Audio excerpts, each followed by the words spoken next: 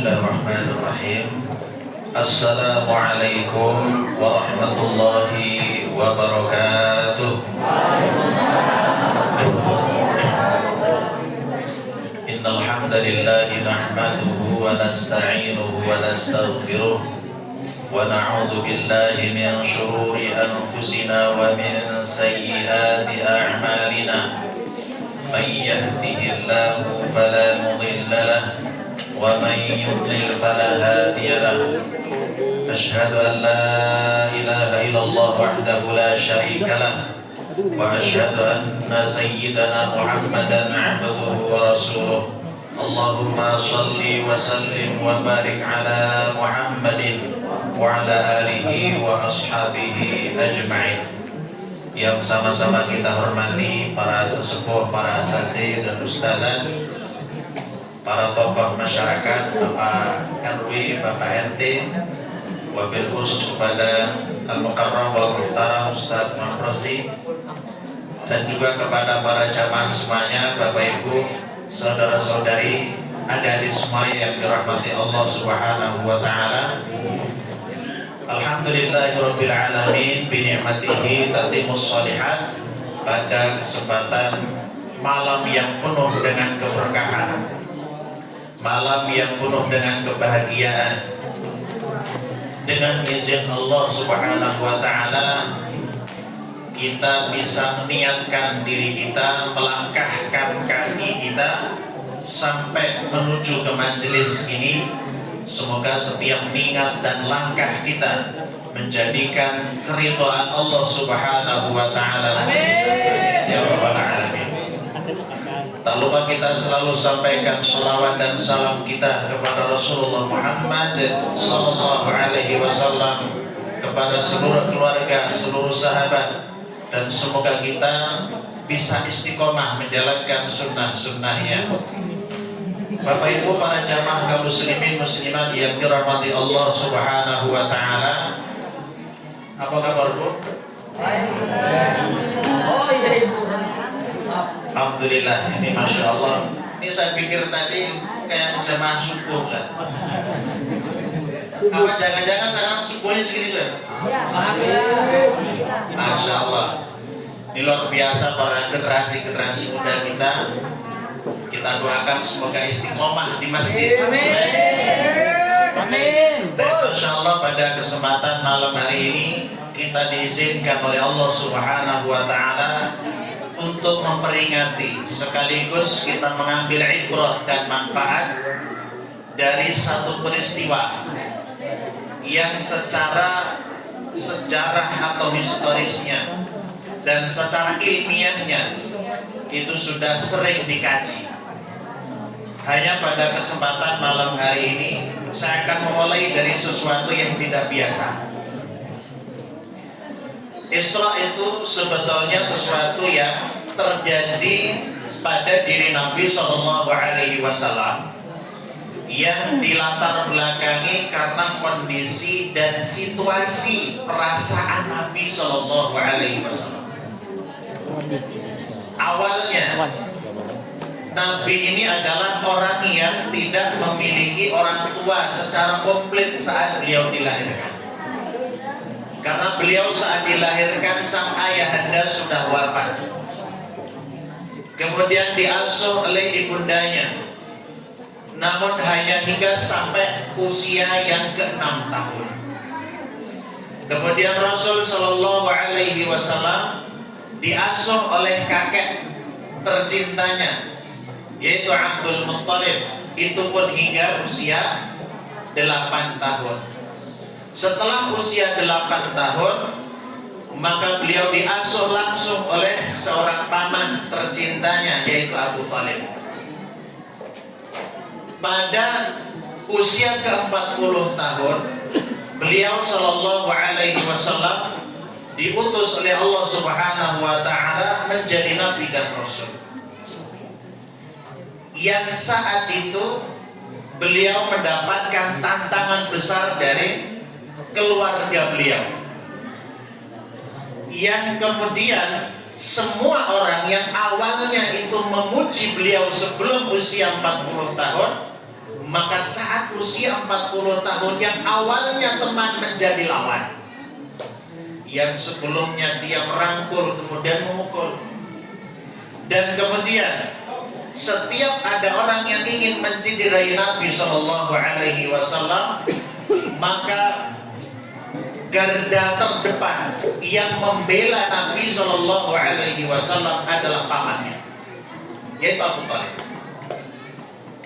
Pada peristiwa yang luar biasa, ketika Rasul sangat memerlukan pembelaan pamannya, tepatnya pada tahun ke-10 kenabian, Rasul Shallallahu Alaihi Wasallam justru mengalami peristiwa yang sangat pedih, yaitu wafatnya, meninggalnya paman tercintanya, yaitu Abu Thalib. Padahal yang bisa membela Nabi, yang dapat menjaga pribadi Nabi saat itu adalah Abu Thalib. Kemudian beliau wafat. Di sisi lain, yang dapat menanggung dari sisi pendanaan itu adalah istrinya, yaitu Ummu Khadijah binti Khuwailid radhiyallahu anha. Dan ternyata tahun yang sama pun beliau wafat. Artinya beliau tahun ke-10 dari kenabian, Nabi mengalami masalah dalam segi psikisnya, manusiawi.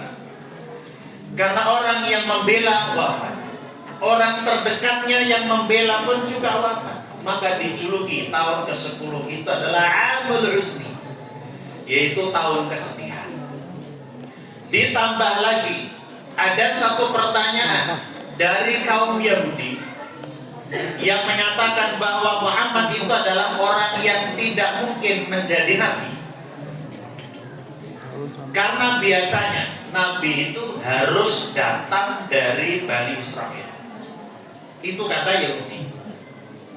Dan kita tahu sejarahnya, mulai dari Nabiullah Ya'qub alaihissalam sampai kepada Nabiullah Isa alaihissalam, semua adalah keturunan Bani Israel. Sekarang pertanyaannya, sopo wi Bani Israel? Ya sopo? Saya kemarin lama dijawab. Bani Israel itu sebetulnya gini. Ini yang mengawali nanti kenapa Rasul diisrokan oleh Allah. Jadi Bani itu artinya keturunan, dzurriyyah. Anak keturunan namanya Bani. Makanya kita ini karena anak cucunya Adam disebut Bani Adam. Israel itu bahasa Ibrani. Ini saya ngajinya agak serius. Israel itu terambil dari dua kata, Isra dan Il. Isra itu bahasa Ibrani, bahasanya orang Yahudi, bahasanya Nabiullah Musa. Isra itu Isra itu artinya abdun, hamba. Il itu adalah Allah. Maka bahasa Ibrani il itu namanya, maknanya adalah Allah.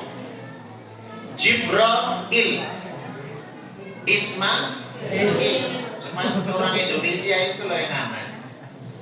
Udah namanya bagus, Ibrahim, panggilannya baik. Ismail, panggilannya baik. Abdullah, panggilannya Abdullah, betul. Bagus banget. Muhammad tidak Pak? Muhammad Mehmet. Oh, bagus Muhammad Mehmet. Israel itu adalah gabungan dari Abdul dan Allah. Maka Israel kemudian Abdullah. Jadi bahasa Arab itu nama-nama sebagian terambil dari bangsa Yahudi zaman Nabi Musa, yaitu bahasa Ibrani. Contoh lain misalnya gini, Israel jadi Abdullah. Dulu di Mesir itu namanya Mariatu, maka salah satu istri Nabi namanya Maria Al-Qibtiyah.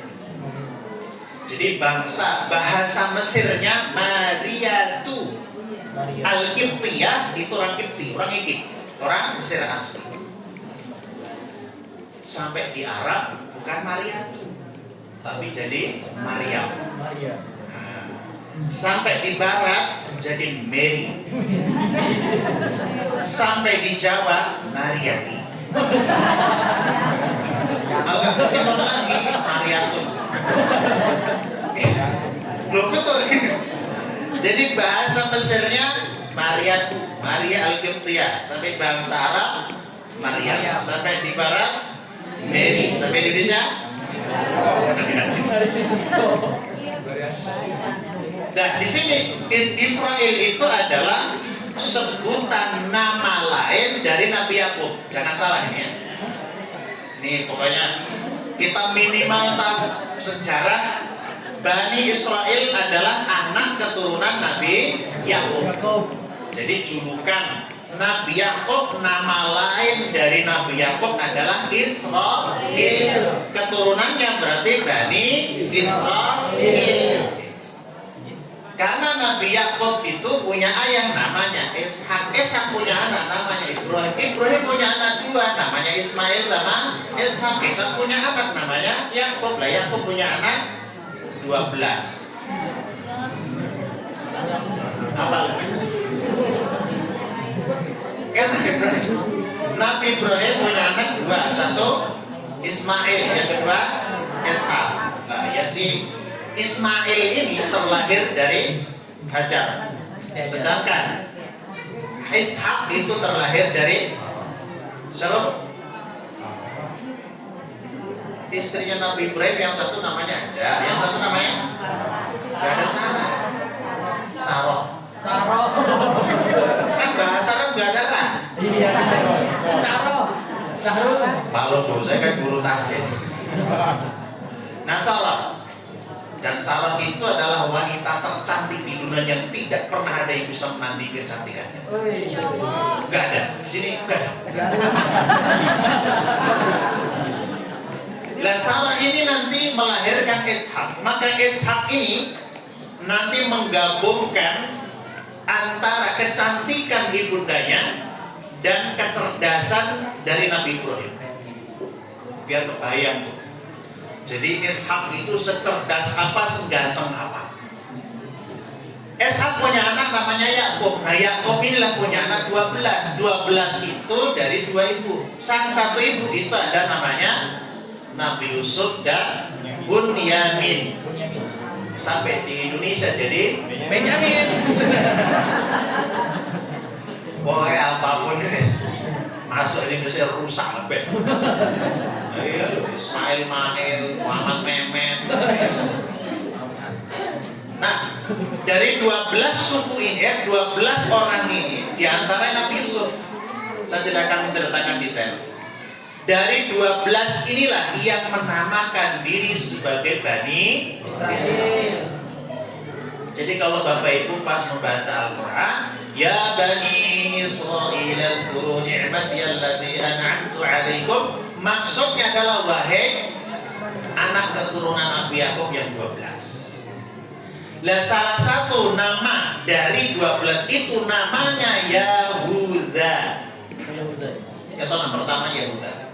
Maka anak keturunan si Yahuda menisbatkan dirinya menjadi Yahudi karena keturunan Yahuda. Jadi gini Bu, biar nanti pinter bahasa Arab ya. Jadi kalau Arab itu bangsanya, orang Arab tinggal nambahin ya, Arabi, orang Arab. Yahuda orang, pengikutnya Yahudi. Muhammadun nama, pengikutnya namanya Muhammadi. Kalau tambah ya, beda lagi. Namanya menisbatkan. Nah, makanya kalau orang Bogor namanya Al-Buri gitu. Jawi. Saya orang Jawi. Tapi istri saya orang Padang, nenes di Padang, Pak. Jawi di sebelah. Jawi di sebelah. Iya, orang Jawi di sebelah Pak di sana itu. Tahu Jawi Pak? Ada orang Sumatera? Jawi apa? Sapi. Di sana Jawi itu disembelih loh. Makanya saya heran, orang Jawi disembelih buat korban. Nah, berarti kalau orang Sunda berarti Sundawi. Batan, Bantani. Maka Imam Nawawi Al-Bantani. Kalau orang Jakarta, Tawi. jangan Jakartai. Batawi. Jadi boleh namanya misalkan apa namanya? Yusuf gitu. Yusuf Al-Bantani. Yusuf Al-Jawi. Kalau orang kota itu Madani. Lewong desa Kulawi. Baik, itu sejarahnya Bani Israel, kemudian munculnya Yahudi. Nah, orang Yahudi itu ketika mendengar Muhammad Shallallahu Alaihi Wasallam mengaku jadi nabi, maka Yahudi itu gini, coba tanya itu Muhammad dengan 3 pertanyaan. Kalau bisa menjawab 3-tiganya, berarti bukan nabi. Kalau tidak dijawab ketiga-tiganya, dia bukan nabi. Jadi Yahudi itu tahu. Yahudi itu adalah ahlul kitab yang dia khatam kitab Tauratnya. Semua kabar tentang kenabian, ciri-ciri kenabian ada. Makanya pengen ngetes, kok orang ngaku nabi tapi bukan dari keturunan Bani Israel, tapi keturunan Bani Ismail. Ini nggak mungkin gitu. Maka ditesnya 3 pertanyaan. Kalau 3-tiganya dijawab berarti bukan nabi. Kalau tidak dijawab, ya bukan nabi. Pertanyaan pertama, Yahudi bilang, yang tahu ini hanya nabi. Siapa itu siapa itu Ashabul Kahfi? Gak ada yang tahu. Maka Allah turunkan surat Al-Kahfi. Terjawab. Pertanyaan kedua, siapa itu Dzulqarnain? Gak ada yang tahu kecuali Allah. Makanya Allah turunkan akhir dari surat Al-Kahfi, yas'alunaka an Dzulqarnain. Kemudian Allah ceritakan Dzulqarnain terjawab juga. Lah yang ketiga, pertanyaannya adalah, wahai Muhammad, roh itu mana ya kalau orang sudah mati? Nah itu kemudian Allah turunkan ayat tapi nggak jawab. Apa bunyi ayatnya? Yas'alunaka 'anir ruh, qul ar-ruhu min amri rabbi. Kalau ada yang bertanya tentang roh, bilang aja wahai Muhammad, roh itu nggak ada yang tahu hanya Allah. Berarti 3 pertanyaan, 2 terjawab, yang 1 enggak. Terus apa komentar Yahudi? Oh berarti bener nabi. Terus masuk Islam? Ya enggak, kan ngetes kok. Kemudian Nabi Muhammad SAW dites lagi. Ya Muhammad, kalau memang kamu nabi, itu harusnya tahu siapa itu Ibrahim, siapa itu Musa, siapa Isa, siapa Harun, siapa Idris. Dan harus kamu jelaskan sifat-sifatnya, ajarannya apa saja. Gimana cara ketemu orang yang sudah meninggal? Allah itu nggak rela jika nabinya yang tercinta Habibullah Muhammad sallallahu alaihi wasallam. Allah itu paling tidak senang ketika melihat nabinya diejek atau sedih. Ya Bapak Ibu yang dimuliakan Allah, Rasul dekatnya dengan Allah, sensitifnya Allah kepada Rasulullah sallallahu alaihi wasallam. Rasul pengen apa? Kadang belum terucap, tapi sudah dikabulkan. Dan ini pelajaran terhebat yang pernah ada. Kalau kita sudah dekat dengan Allah, kita baru niat, baru pengen, Allah datangkan. Tapi kalau sudah jauh, sudah ada hijab di sini, mau nangis kayak apa, mau nangis darah kayak apa, enggak datang itu yang diminta. Karena kita dengan Allah ada penghalangnya. Dan Rasul Shallallahu Alaihi Wasallam adalah satu-satunya nabi yang terakhir tapi kemuliaannya melebihi semuanya. Sayyidul Anam, Sayyidul Anbiya wal Mursalin. Maka Rasul saat sudah mengalami kesedihan karena ditinggal pamannya, ditinggal wafat istri tercintanya, kemudian mendapatkan pertanyaan yang sangat menyakitkan. Bahkan Yahudi mengatakan, ya Muhammad, kamu itu nggak mungkin jadi nabi. Wong orang Arab itu orang yang terbelakang, tidak mungkin jadi nabi. Maka di tahun itu juga Allah kemudian mengisrokan beliau. Ini kisahnya. Jadi yang melatar belakangi kenapa Nabi kemudian Isra dan Mi'raj, sebetulnya Isra itu ada di Quran, kalau Mi'raj itu ada di ulama. Maka yang ada itu Isra. Maka kata ulama, siapa yang mengingkari Isra, maka dia sudah rusak akidahnya. Soal Mi'raj itu urusan nantinya. Sekarang saya akan bahas Isra dulu. Itu mukadimah. Bahas langsung. Pas masalahnya jam. Ini baru mukadimah. Ini alasannya kenapa Allah mengisrakan nabinya, karena ingin menghibur nabi, sekaligus dalam hiburan itu sekian banyak hikmah nantinya. Yang penting kita tahu latar belakangnya kenapa nabi diisrakan, yaitu untuk menghibur nabi, untuk menjawab semua pertanyaan Yahudi, dan nanti dijawab detail, tidak ada satupun yang terlewatkan. Isra itu ada di awal surat Al-Isra, tadi sudah dibacakan. Subhanalladzi asra bi 'abdihi lailan minal masjidil harami ilal masjidil aqsa. Oke, saya akan ke bahasa Arab dulu. Isra itu perjalanan yang dilakukan di malam hari.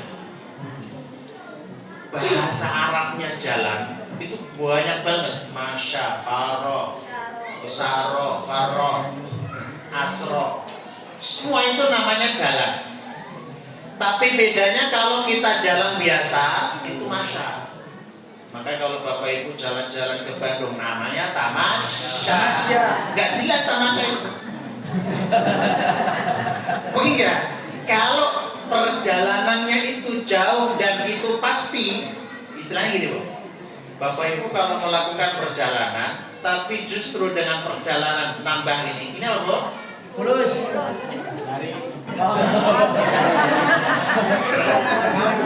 Orang sini nonton gitu. Dia berarti sama. Kalau perjalanan itu untuk mendapatkan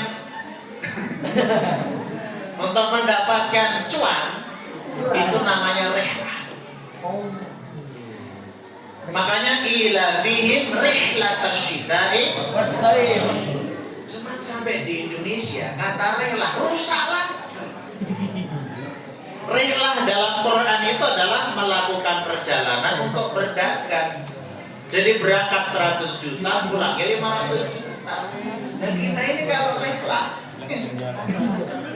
kantong bolong. Berangkat 100 juta, pulangnya nolnya bergelinding. Rihlah macam. Safar, musafir itu perjalanan jauh yang nanti bisa dijamak atau dikosor sholatnya. Lah kalau nanti asra itu berjalan tapi harus malam hari. Harus malam hari. Tidak bisa kita gunakan asra kemudian kita jalannya di siang hari, nggak bisa. Itu bahasa Arab. Makanya bahasa Arab itu bahasa tersulit di dunia nomor 2. Ada yang mengatakan nomor 1 malah. Sebenarnya nggak sulit sih. Bahasa Arab itu sebetulnya mudah kalau sudah tahu dan bisa. Bahasa Arabnya unta itu ada 100 bahasa. Itu unta tok. Nah, belum lagi nanti bahasa yang lain. Asra artinya perjalanan di malam hari. Dan Rasul saat itu mengalami kesedihan yang mendalam karena mengingat jasa-jasa paman dan istrinya, ditambah kesedihan karena dipatahkan kenabian oleh Yahudi. Allah perjalankan dari Masjidil Haram menuju ke Masjidil Aqsa yang hari ini jaraknya itu 2100 sekian kilometer. Dan itu tidak mungkin ditempuh hanya 1-2 hari. Rasul kemudian mengisahkan, nanti silakan cek di Imam Muslim, itu panjang sekali. Singkatnya gini, Rasul menceritakan malam itu saya didatangi Jibril.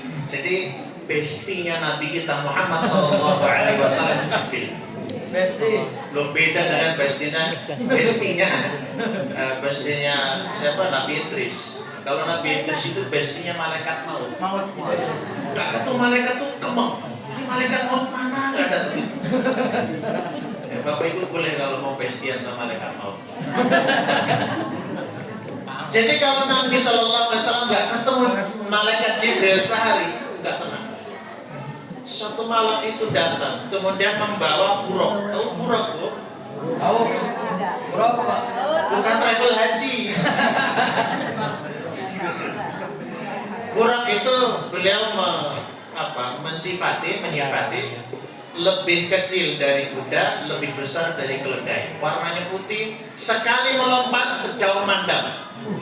Jadi kalau di sini Tanah Abang itu sekali lompat, lewat malah kan. Dan itu beliau suruh naik di situ. Saat Nabi mau naik, itu buruk gak mau menderu, jongkok gitu.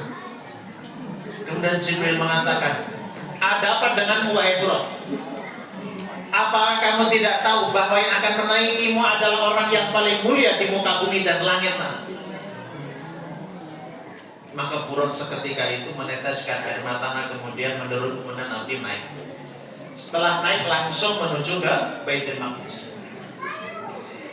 Kemarin itu ada pertanyaan dari Yahudi. Sebelumnya ada pertanyaan, ya Muhammad, kalau memang kamu Nabi itu tidak jauh-jauh dari Palestina. Karena semua Nabi sekitaran Palestina. Nabi Isa malah lahir di Palestina. Nabi Sulaiman juga di sana. Nabi Daud di sana. Loh, ngetesnya Yahudi itu gini, ya Muhammad, kalau memang kamu Nabi, coba tak tes pintunya Masjid Aqsa itu berapa, terus menghadap kemana? Ngetesnya aneh-aneh. Terus kalau kamu memang Nabi siapa saja yang pernah di sana?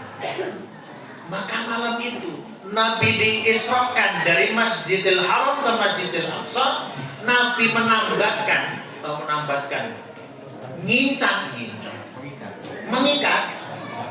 mengikat buruknya itu di tempat di mana para nabi kalau mengikatnya di situ. Pokoknya harus sama. Dan Nabi tahu detail ini pintunya berapa, menghadap kemana saja. Nabi yang di situ siapa saja, karena beliau yang saat sholat kemudian beliau mengimami di situ. Kemudian beliau diizinkan untuk mi'raj, yaitu ke langit. Sampai di langit pertama, maka Jibril alaihissalam mengucapkan salam kepada penjaga pintu langit yang pertama. Jadi pintu itu, langit itu punya pintu Bapak Ibu. Dan itu sudah dinaskan dalam Quran. Kita harus percaya. Kalau hari ini kita belum bisa melihat, nanti pasti melihat. Kapan? Kalau sudah mati. Oh iya. Kalau kita nanti sudah meninggal, ini kalau nggak kabar dari Nabi, ya nggak percaya. Nanti kalau kita sudah wafat, maka roh kita nanti akan dibungkus, kemudian diangkat atau dibawa ke langit. Dan langit itu nanti akan tembus 1, 2, 3, 4, 5, sampai 7. Kita akan tahu bahwa situ ada langit. Tapi ada roh yang tidak bisa naik. Siapa itu? Innal ladzina kadzdzabu bi ayatina wastakbaru anha la tufattahu lahum abwaabus samaa. Orang yang mendustakan ayat Quran dan dia sombong tanpa Quran, dia mengatakan saya tidak percaya Quran, maka saat dia mati maka tidak ada pintu langit yang terbuka. Wala yadkhuluna al-jannata hatta yalijal jamalu fi sammil khiyat. Dan dia tidak akan pernah bisa masuk surga sampai ada unta yang bisa masuk ke lubang jarum. Gimana? Mustahil. Jorus dulu. Ketika naik langit ke langit pertama, maka Jibril mengatakan, saya ada Jibril. Man ma'aka, siapa yang bersamamu? Muhammad. Hal bu'ith, apakah sudah diutus dia? Sudah. Diizinkan masuk. Ketika diizinkan masuk, ketemulah Nabiullah Adam alaihissalam. Disambut, wahai putri putraku, wahai ayah semua manusia, wahai Bani Adam. Maka di situ ngobrol, kemudian mengucapkan salam. Pertama kali berarti ketemu dengan Nabiullah Adam. Dan Rasul menyifati Nabiullah Adam alaihi salam, khalaqallahu Adam wa tuluhu sittuna dira'an. Nabi Adam itu Allah ciptakan tingginya itu 60 hasta. Satu hasta segini 60 berarti kalau segini setengah meter berarti tingginya berapa? 30 meter. Lebar badannya 6 meter.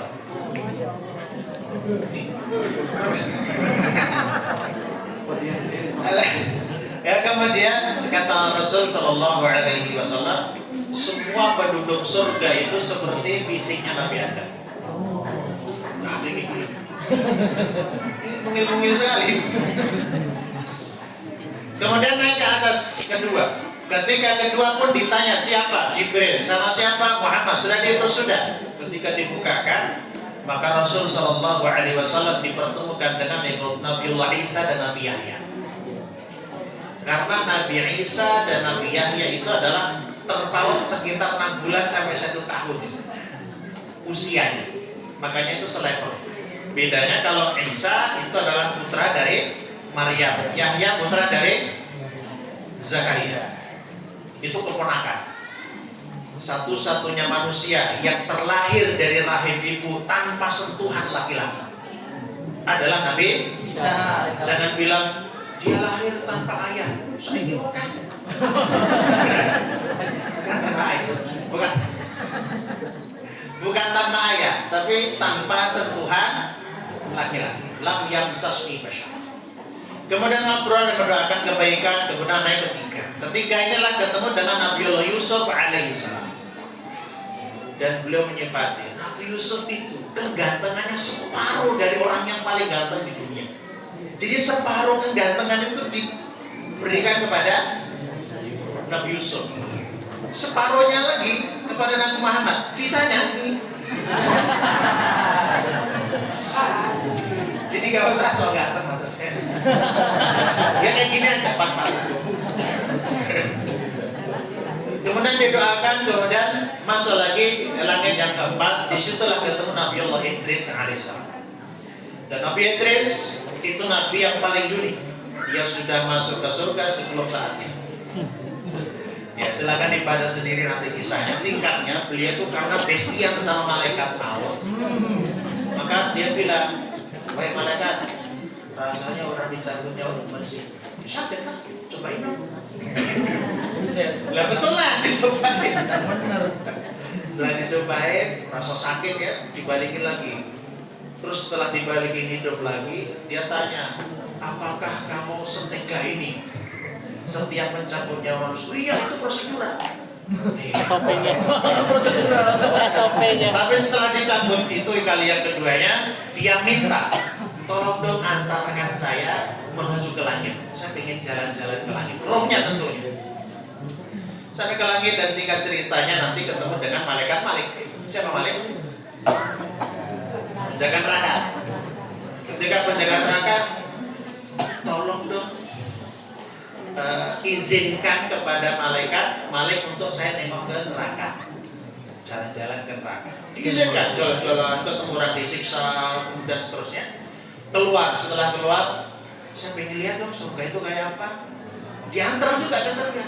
Kata malaikat terima, minta izin, diizinkan masuk. Lah ketika masuk gak mau keluar. Terus dalilnya Nabi Idris apa? Allah itu gak ada ceritanya ketika sudah memasukkan orang ke surga terus keluar lagi itu gak ada. Terus malaikat maut yang bingung, loh kok gini? Kan perjanjiannya pengen keluar doang.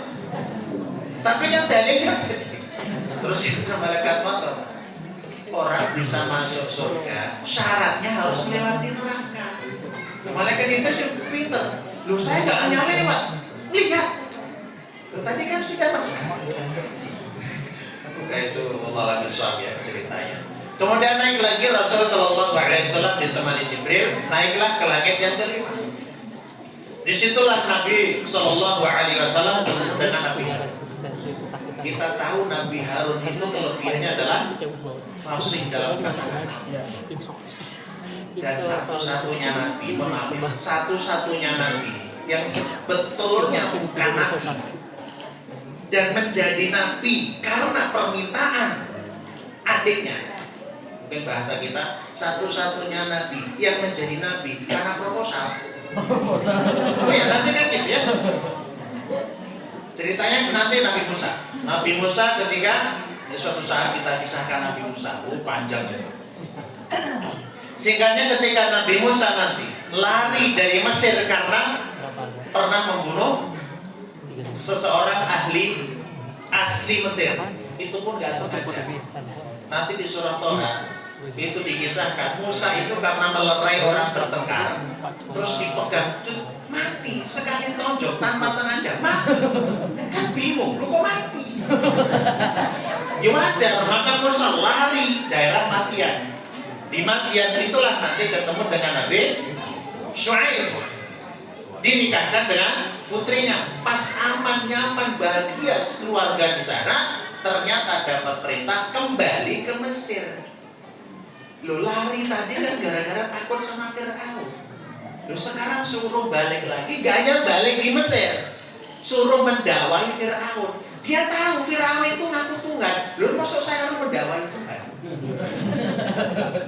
Dia kemudian mengatakan, ya Allah saya mau ke Mesir, tapi syaratnya 5. Nabi Musa itu paling berani loh sama Allah. Nanti kita lihat mi'rajnya Nabi juga sama. Rabbi shrah li sadri wa yassir li amri wahlul 'uqdatam min lisani yafqahu qawli waj'al li wasiran min akhi. Bayangkan, hanya Nabi Musa yang berani nego sama Allah. Nego. Musa Mesir mau sih, tapi 5 syarat. 1, Rabbi shrah li. Janji ya Allah, dadaku harus dilapangkan. Kenapa? Musa itu temperamen. Jangankan sama manusia, beliau saat mau dicabut nyawanya, tuh malaikat maut kok datang, terus ngomong, wahai Musa, saya diutus Allah untuk mencabut nyawamu. Hah? Apa? Terus? Loh ini kalau nggak hadisnya di Imam Bukhari dan Imam Muslim kita nggak bisa percaya. Itu ditonjok, itu mata coba. Malaikat maut kan bingung, loh kok gitu? Ya lapor sama Allah, ya Allah itu Musa, udah saya mata coba. Maka balik lagi, itu Musa. Rabbi shrah li sadri. Ini bahaya kalau saya harus debat sama Fir'aun terus jotos-jotosan kan enggak seru. Rabbi shrah li sadri. Yang kedua, lebih aneh lagi. Wa yassir li amri. Saya mau sih ke Mesir, tapi janji ya Allah, nanti semua urusanku harus mudah, mulus, tidak boleh ada halangan. Kamu nggak usah nggak berani. Wa yassir li amri. Yang ketiga, wa yahlul 'uqdatam min lisani. Kalau tahu ya Allah, saya itu kalau ngomong belibet, keluh, nggak bisa lancar. Janji ya Allah, lancarin ya. Wahlul 'uqdatam min lisani. Yang kelima, yang keempat, lebih aneh lagi. Yafqahu qawli. Janji ya Allah, pokoknya siapapun yang dengar kata-kata saya harus paham. Kalau ngomongannya lancar, oke. Yang keempat ini, pokoknya saya ngomong apa saja, yang dengar harus paham. Yang kelima lebih unik. Ya Allah, saya punya kakak, namanya Harun, itu di Mesir sana sama emak saya. Tolong angkat jadi nabi ya. Oke. Nah, makanya nanti ketemu dengan Nabi. Kemudian naik lagi ke langit yang ke-6. Itulah ketemu dengan Nabi Allah Musa alaihissalam. Seru sama Nabi Musa. Makanya di dalam Al-Quran itu diturunkan kepada Nabi Muhammad. Tapi kisah terbanyak tentang Nabi adalah Nabi Musa. Para pemuda, pemudi, kalau ingin menjadi pribadi yang baik, pribadi yang kokoh kuat, pelajari kisah Nabiullah Musa. Kemudian naik lagi ke langit yang ke-7, maka ketemulah Nabi Ibrahim alaihissalam. Oh, Nabi Ibrahim itu Khalilullah, Khalilur Rahman. Pokoknya tidak ada selemun Nabi Ibrahim. Wahai anakku, selamat datang. Maka ketika Nabi naik ke langit ke Sidratul Muntaha, malaikat Jibril sudah mentok di situ. Maka saat Nabi meminta, ya Jibril temani saya sampai ke Sidratul Muntaha, mencoba pingsan itu Jibril. Naik lagi pingsan lagi. Terus Jibril mengatakan, ya Muhammad, ya Rasulullah, saya ditakdirkan hanya sampai di sini. Yang kuat meneruskan sampai ke Sidratul Muntaha hanya engkau. Jadi yang bisa sampai ke tempat itu hanya Nabi SAW. Malaikat nyerah. Padahal Sayyidul Malaikat. Malaikat Jibril itu penggurunya malaikat. Sayapnya saja 600. Satu sayap kalau dibentangkan bumi ini ketutup. Umatnya Nabi Lut, beliau dikisahkan atau mengisahkan kepada Rasulullah SAW.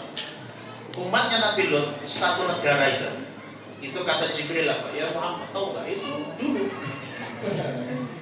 bumi dibalikkan itu saya congkel dari salah satu ujung dari sayap. Bayangnya, nah, kalau 600 itu aja nggak kuat gitu. Singkatnya adalah 35 menit ya.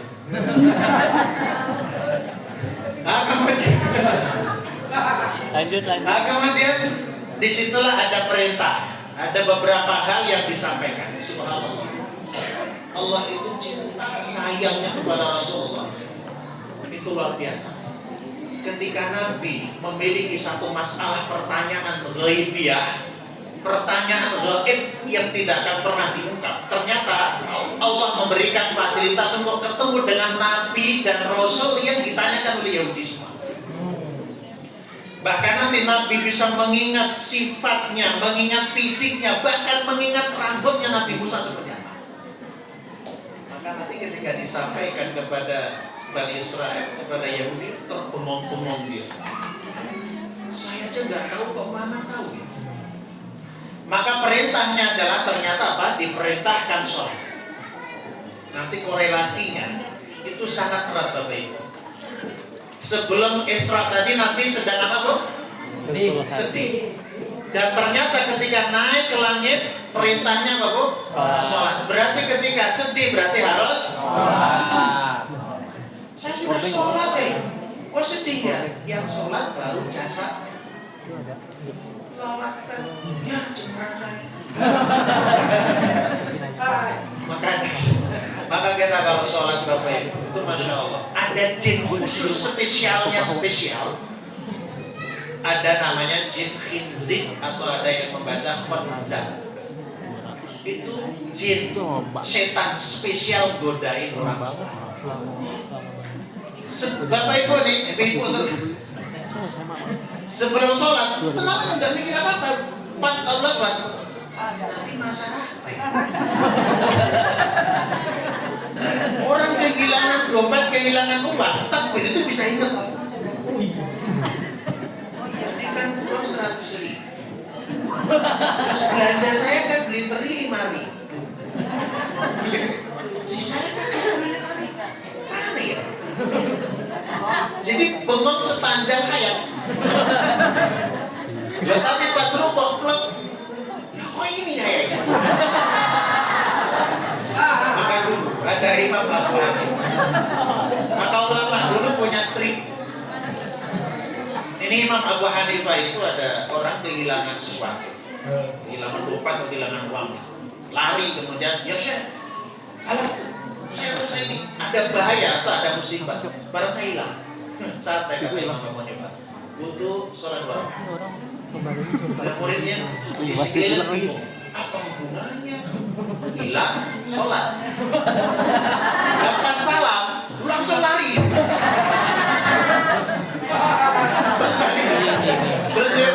Terima kasih. Kemudian muridnya bertanya, apa hubungannya mencari barang hilang dengan sholat? Menarik kata beliau. Setan tidak akan rela orang yang sedang kehilangan sholatnya khusyuk.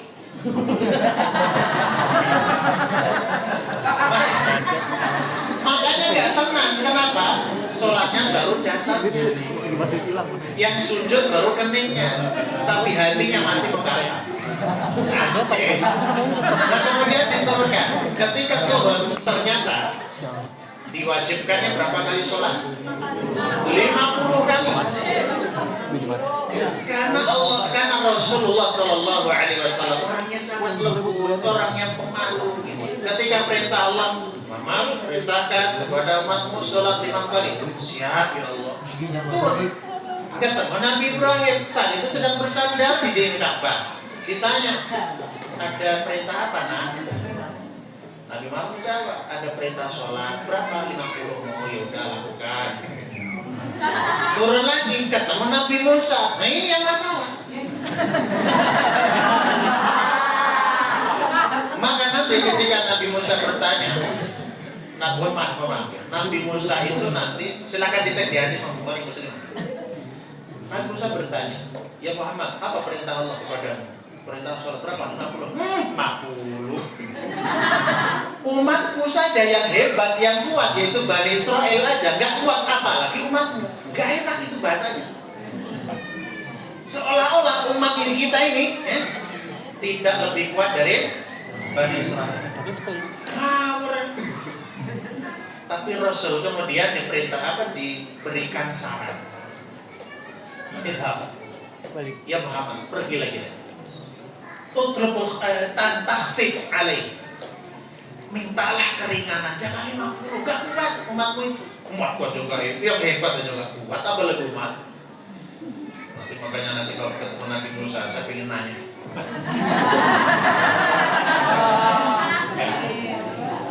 Naik akhirnya menuruti perintah karena kan kalah dengan senior. Kemudian minta keringanan, dikuranginya berapa? 5, berarti masih 45 kali, bukan 45 rakaat. Dan bayangkan kalau seandainya nggak ketemu Nabi Musa nih, kita sholatnya 50 kali.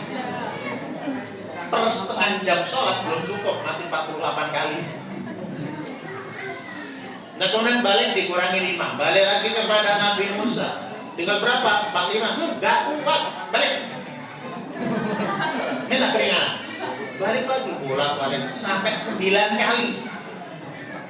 50 baliknya 9 kali, per balik 5 dikuranginya, berarti sisa 5. Itu kuat. Nabi Musa tanya, tinggal berapa? 5. Enggak kuat, kita keringanan. Apa kata Nabi? Ya Musa, saya sudah malu, sudah bolak-balik 9 kali. 50 jadi 5, itu kan diskonnya udah berapa Ustaz? 90%. Enggak, saya gak naik ke sini karena 90%. bayangkan 50 jadi 5. Itu kan big shell, betul ya? Dan 5 ini apa kata Allah Subhanahu wa ta'ala, ya Muhammad, sholat untuk umatmu itu 5. Tapi setiap kali sholat itu pahalanya sama dengan 10 kali sholat yang dikerjakan oleh umat sebelumnya. Berarti kita ini 5 waktu, 5 kali, tapi sama dengan yang 50. Alhamdulillah. Kira-kira itu barokahnya Nabi Musa. Apakah barokahnya Nabi Ibrahim? Makanya Nabi Allah Musa alaihissalam itu adalah nabi terbaiknya Bani Israel. Makanya ditanya pertama kali oleh Yahudi, ya Muhammad, kalau memang kamu nabi, kamu harus paham dan harus ngerti, harus kenal, harus bisa menyifati Musa alaihissalam. Dan ketahuilah yang memang kayak gitu. Ternyata Nabi Muhammad SAW ketemu Nabi Musa berulang kali sehingga ingat betul visinya kayak apa. Nah sampai di sini kita tahu bagaimana cara Allah untuk menghibur hambanya yang sedang sedih itu harus melalui sekian banyak fase, mulai dari Isra, kemudian Mi'raj, kemudian debat dengan Nabi Musa, dan akhirnya kembali. Pelajaran terpenting dari akhlak beliau Sallallahu Alaihi Wasallam, sesedih apapun kita, masalah apapun yang kita hadapi, tidak boleh kita keluar dari keimanan. Dan kita harus yakin setiap kepedihan yang Allah berikan, Allah sudah siapkan jalan keluar atau jalan kemudahan dan kesenangan. Yang terakhir sebagai penutup 2 menit. Kalau hujan. Kalau gue bangun. Tapi Kalau gue mood. itu pernah mengalami kesedihan yang sama. Ketika beliau ditinggal wafat oleh putranya, yaitu putranya Nabi ada Karena 3. gue juga. Siapa yang bisa menyebutkan? Kejadiannya kan? Cerut. Putranya Nabi ada 3. Namanya siapa? Al-Basim, Abdullah, Ibrahim. Lah 3 putranya Nabi itu semuanya wafat sebelum balik. Rata-rata 2 tahun. Lihat bagaimana Nabi saat ditinggal wafat oleh putra-putra tercintanya, menarilah orang-orang Quraisy dengan bangganya dan mengatakan Bakara Muhammadun. Muhammad itu sudah terputus, nanti tidak ada yang melanjutkan perjuangannya, namanya akan hilang. Kenapa? Karena orang Arab itu kalau bin itu ke laki-laki. Dipastikan Muhammad akan hilang disebut di dunia ini. Maka turunlah surat Al-Kautsar. Inna a'tainaka al-Kautsar. Nabi sedih, tapi justru Allah tidak mengatakan sabar ya Muhammad, sabar ya. Makanya di sini kita harus mengikuti sunnahnya Rasul atau cara Rasul menghibur dan dihibur.